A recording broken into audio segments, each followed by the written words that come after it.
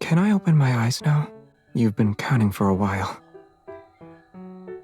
This time for sure. The subtle movement of eyelashes against my palms means Xavier blinked. Philo is closed on October 16th. The greenhouse is in the back is a wonderland of blossoms. Fresh flowers and rabbit-shaped balloons create a lively atmosphere. Standing behind Xavier, I have covered his eyes. I make him walk under a floral archway, and we stop in the center of the room where a field of light purple petals await. Can I take a step back? I'm practically hugging the table. Okay, I'll give you enough space for 3 steps. A birthday banner that says Happy Birthday Xavier hangs above the table. Jeremiah pushes out a cart with a cake. He gives me the okay sign. I let out a sigh of relief. Then I take a deep breath. 3, 2, 1. Happy birthday. Surprise! Happy birthday! A birthday hat, confetti, and ribbons fall on Xavier's head.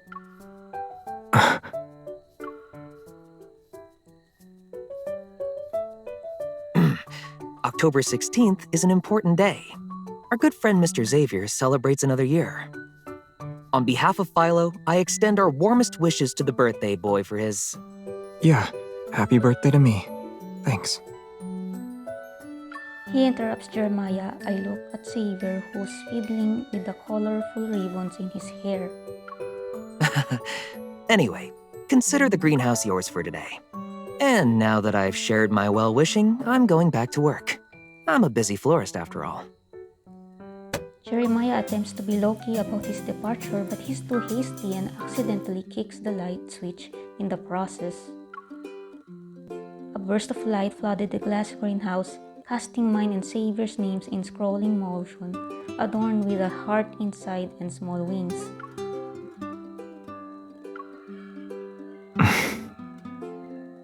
Oops, let's try that again.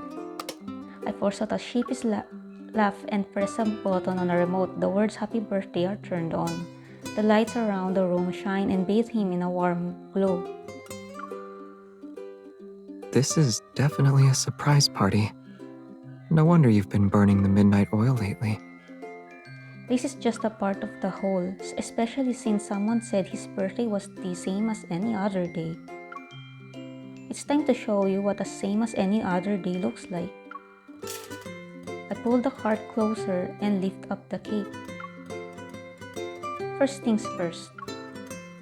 Just as I'm about to sing Happy Birthday, Xavier looks at the cart's second shelf. First things first, should I put that on? He's referring to a golden cardboard crown which came as a bonus with the cake. I almost forgot. Yeah, we should do it properly.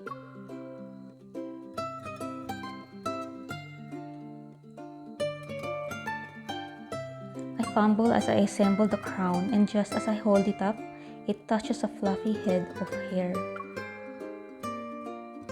Looks like we've got the hang of it. He raises his head, and the crown slips onto his head. With a smile, he adjusts it to sit perfectly in place. I also know that after eating the cake, the birthday boy gets to open his presents.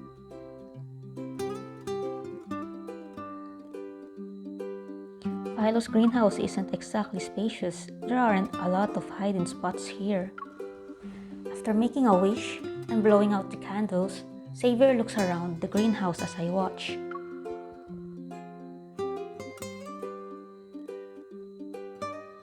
The flower pots are here, and the watering can. Under the provision tree. The twinkling lights peeking through the vegetation leave a trail. As he follows them one step at a time, I keep my distance. I hold a surprise behind my back. Plushies, starlights, and photos?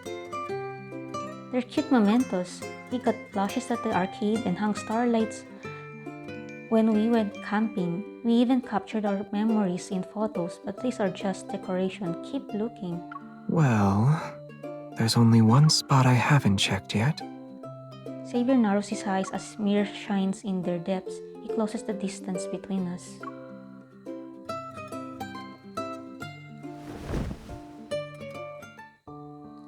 My back hits a flower wall.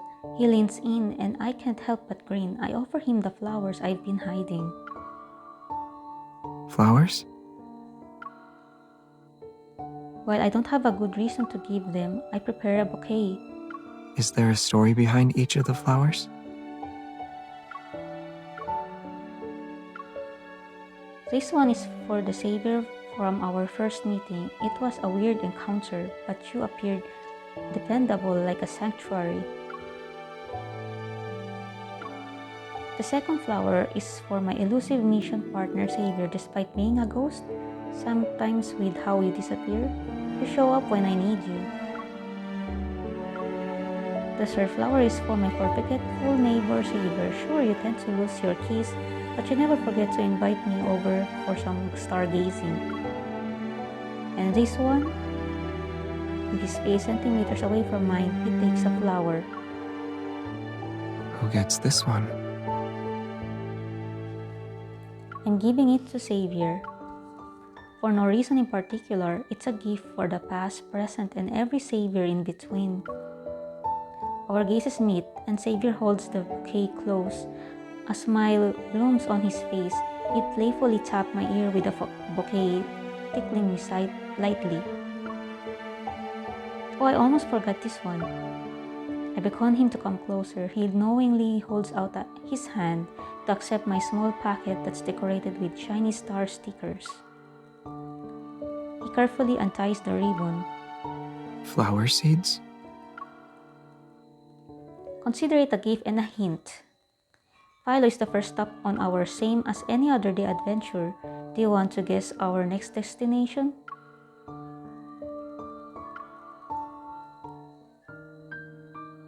I planned out this whole adventure because of an old letter I accidentally received a few days ago. It was written by Xavier once upon a time. He sent it from a small town post office on October 16. Change is a fickle friend. Construction sites sprout faster than flowers bloom. Even this post office will be closed down. Maybe I'll be in the process of finding a new place to live in next spring. The letter's paper has yellowed and the ink is smudged. Very few of the sentences are actually legible. Those distant memories feel too lonely, so I decided I should create new ones for him. I spent the entire day writing a reply back to him from the chair.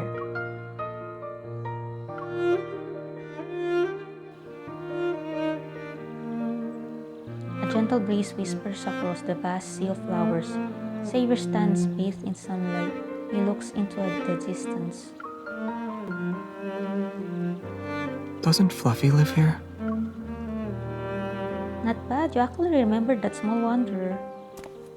Our fingers intertwine as we walk hand in hand along the flower-covered path. These pretty blue and purple flowers weren't here before, right? The bushes have grown. And those little ones. I crouch down and meet the gaze of the chirping sparrows nestled under the shrubbery. This place looks livelier, even after all this time. They must be the new members who just moved in. It seems time heals all wounds. The traces of destruction that the wanderers left have disappeared. There's only a sea of flowers. Xavier softly chuckles and he nods. Plants can survive even in the harshest environments. But that one... His gaze lands on the fence that's shaped like two stars. Probably won't thrive if we leave it as is. A toolbox sits next to the fence and it's clearly not one of nature's creations. Oh, that's amazing. I pretend to be surprised and wave at Fluffy who's hopping between the two stars. Fluffy must have set this up for us. I led Xavier to the tree. Fluffy, who we haven't seen in a while, jumps and is perched on his shoulder. Ah, so the seeds go here then. Xavier opens the toolbox purposefully picks up the trowel and takes out the seed packet. Do I need to follow any special instructions for planting these? The flower seeds rest in his palm like tiny stars. I crouch down across from him. Our heads almost touch as I take one of the seeds. You just need a lot of sunshine, good soil, and a healthy dose of patience. The trowel digs up some dirt, and the seeds fall into their little holes. What if I mess up? I playfully bump his head against mine. You won't. Our little flowers will bloom just fine. Because these seeds are special? Because we planted them with our own hands. I bury the seeds and he suddenly gets closer to me.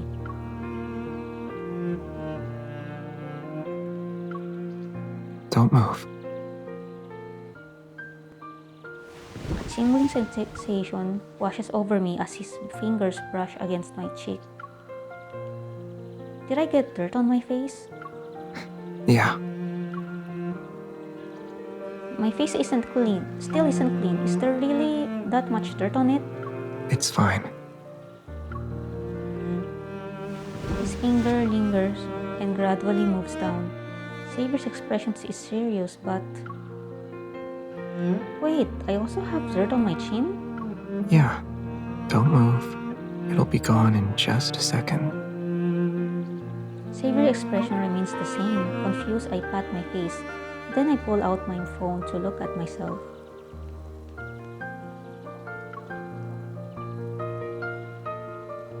Xavier? It's okay. Even with dirt all over your face, you're still cute. You're doing it again. I drop the trowel and lunge at Xavier, barely holding back his laughter. He dodges and wraps his arms around me. Gotcha!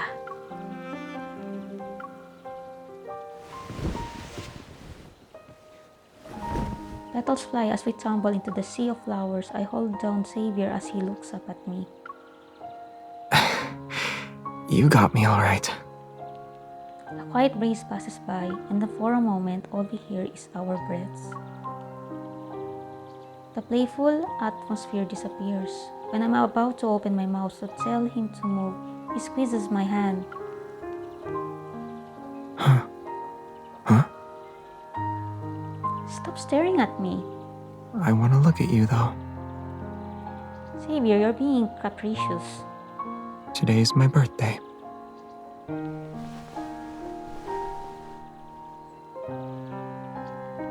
He moves closer like he's coaxing a kitty, nuzzling my nose and then Not my just forehead. watching. I want to be there with you, ending up with our faces all dirty. We lock eyes before bursting into a fit of laughter. The sun is nice today, so I decided to lie down next to him. How old do you think this tree is? With how thick its trunk is, it's probably a grandpa of the forest.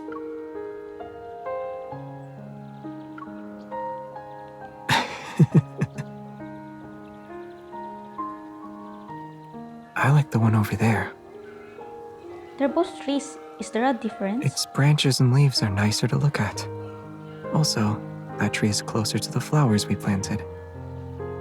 That's a biased explanation. You can't say I'm biased if it's not done blatantly. The tall grass and flowers block my view.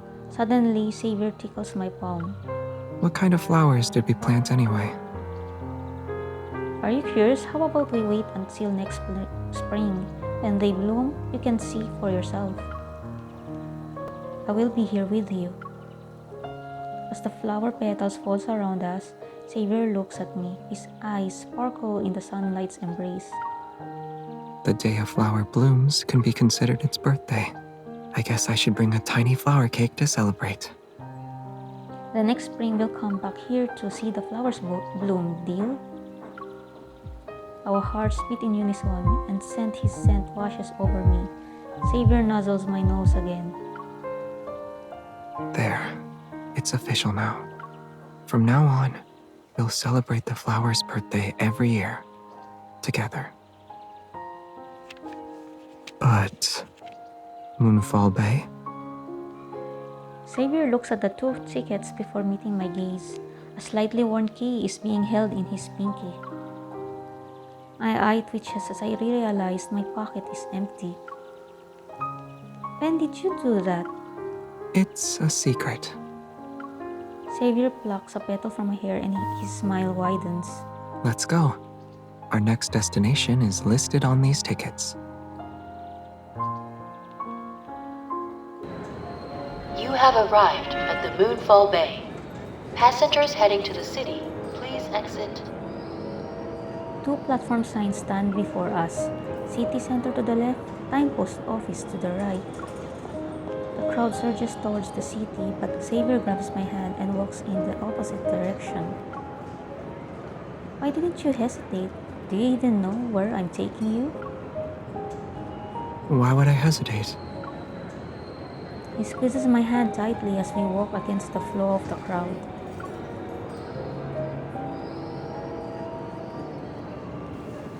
Around the corner lies a mountain path. It's almost as if we're walking back in time. The further we go, the more of the past we see. The flower fields on the city outskirts, Moonfall Bay. Halfway up this mountain was a post office. Don't they look familiar, or do any fond memories come to mind? The setting sun outlines his eyelashes, and the first leaf of autumn falls before us. This place feels oddly familiar. I was here before, on another same as any other day. I think I know what you've been doing lately. The mountainside post office was closed down for a while, but it reopened recently and cleared out a backlog of old letters. One was addressed to Lincoln City. No one claimed it, and any attempt to deliver it failed until this year. After a long, strange journey, it finally found its way home. All because you had appeared. Was it something like that? When I got the letter, I thought you wrote it for me. But on second thought, it was probably just a coincidence. He slightly lowers his head and shakes it. Actually, when I wrote that letter, I never thought anyone would see it. We walk over rusty railroad tracks, adorned with overgrown plants. The time post office, a bridge between past and present, stands before us.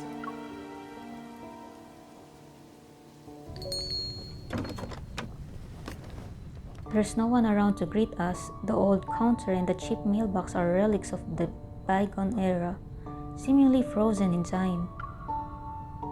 The table's still here. Really? Are you sure that's where you wrote a letter? The pen I used back then was acting up. An ink stain was a souvenir from the struggle. I was writing a letter here a few days ago, and for a moment I saw an ink stain on my sleeve. I guess the past you pulled a prank on me. Do you two need help finding something that was put in a P.O. box? Wait, did you bring me here for something I left behind? Xavier pulls out the key he took from me. We exchange a knowing look as he approaches the employee.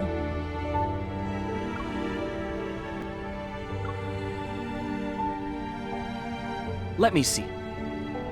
Ah, right? Here's your letter. The employee sits behind the desk and returns to playing his game. Xavier picks up the letter and he smiles at the sight of the colorful star stamp. Is this the last treasure for today? The 5 points are all in different colors. It's a very thoughtful little star. How long did it take you to draw this? Only a couple of minutes. Let's just say a few envelopes were thrown away in the process. Were you creative with your stamps back then?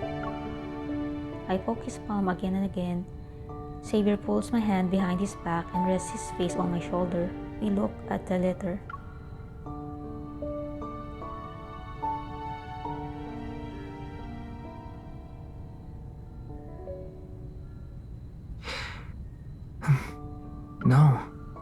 that time, I wasn't sending a letter. Why did you write one then? It's quiet for a moment. I turned my head. The post office was closing down that day. As I passed by, they were handing out free stationery and stamps as a way to say goodbye. By the time I finished the letter, I realized I didn't have anyone to send it to, so I made up an address. I never thought you'd be the person living there now. So that's your reason for writing the letter? Xavier hesitates for a moment, then he shakes his head. Not exactly. It was a very busy year. The flower fields were destroyed. This place closed down, and I had to move. I thought I was used to life constantly changing, but there are times when you don't realize how much something has become part of your life until they're gone. That's why I thought, The evening breeze blows past his hair, and the setting sun's light briefly shines on him. if I'm going to write a letter, it should be for one of those things that were disappearing. Daylight dims and the warm glow around him wavers with the wind. It's almost like he could disappear at any moment. Xavier?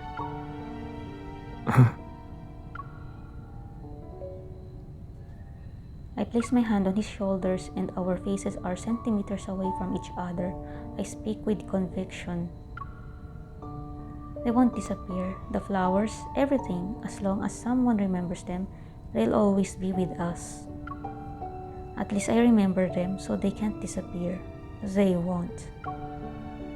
Silence hangs in the air for a long time, then Xavier's initial surprise changes as his expression softens. In the light of the setting sun, he tucks my hair behind my ear before leaning down to rest his forehead against mine. All right. Then, let's make it official here too. In the evening breeze, I find his hand and hold it. With my finger, I trace a tiny star on his palm. This invisible star shines in his hand. It's a silent conversation echoed by the colorful star drawn on the letter next to him. Xavier touches the star-shaped stamp, and a hint of wistfulness crosses his face. Can I take this letter home to read? Of course, it's a response to the Xavier in the past. I tilt my head, my gaze flitting between the letter and him. Then I pulled out a second letter I had prepared. This one is for the Xavier who will be around after 5 years have passed.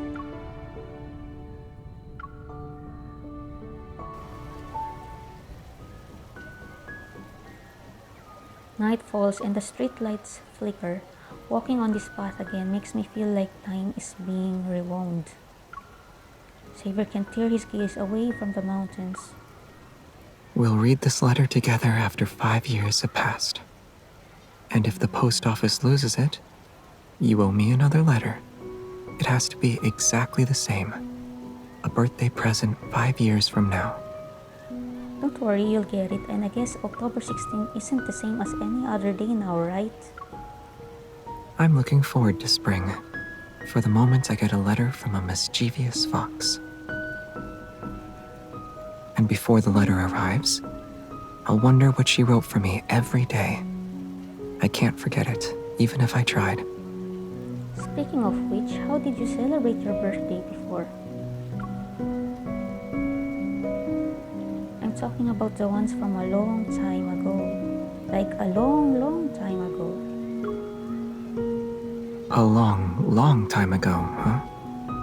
I don't really remember, but there was a tradition of throwing a party. At the event, a boy could ask a girl he liked to dance. You never did it before? No, I didn't dance with anyone. The lights in the night flicker, but his gaze remains bright. I'm about to ask him a question, but a melody drifts over from across the plaza. The fountain is bathed in colorful lights and casts shimmering reflections. As I get closer, I see people dancing in circles to the beat of some drums. Look, there's a light dance party over there.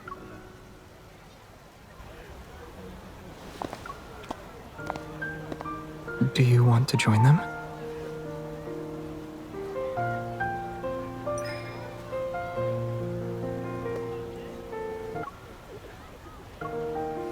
If you don't want to do it, then you can pretend I didn't. Sure. Though a gentleman usually waits for the girl he likes to say yes.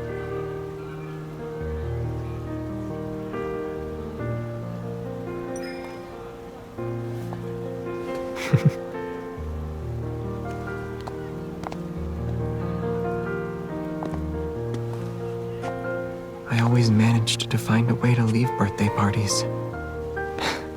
But now I think they're actually kind of fun. As you can see, life's about trying out new things, right? Well, trying new things without you wouldn't be as fun. What did you just say? You dance well. Liar. You didn't hear me? I wouldn't mind hearing you say it again.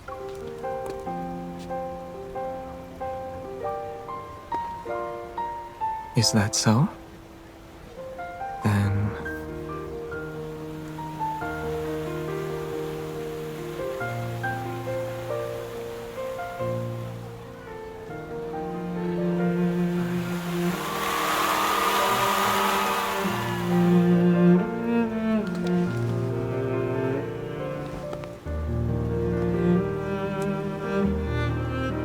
I also want to tell you something.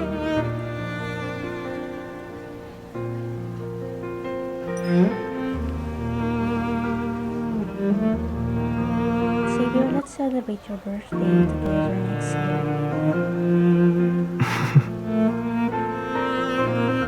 Of course. But...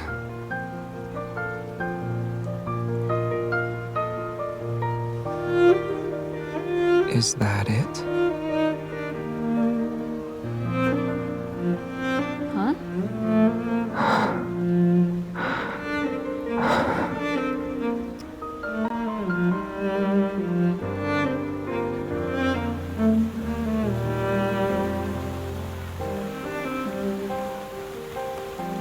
After this, let's spend every year together.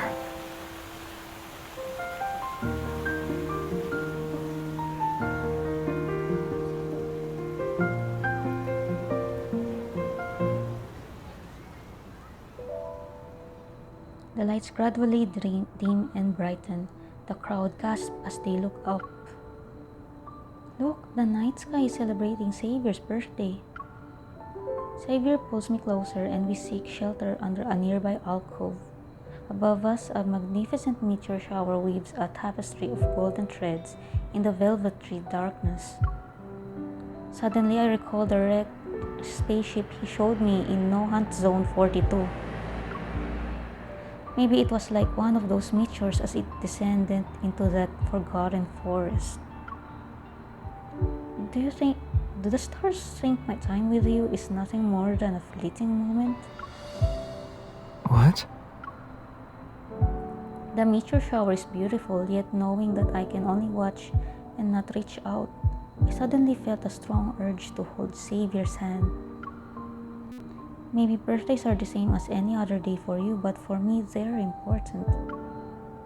I lower my head and rub the back of Xavier's hand. I want to give some of my insignificant warmth to him. I want my star to be by my side, but I also want him to be free. What makes you think he has to choose between being with you and being free? because maybe this isn't his real home. Under the timeless gaze of the Milky Way, I move closer to Xavier, like softly blowing out a candle.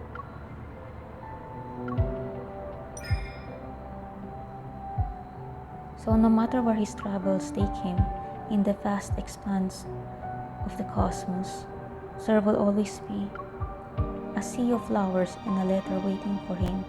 It will remind him of my feelings. And every year, on the same as any other day, someone will always say happy birthday to him in her heart. The scenery around us becomes perfect for a dance between two people. Light and darkness mix, and our breaths intertwine. Our heartbeats embrace each other, resounding as one. You're wrong.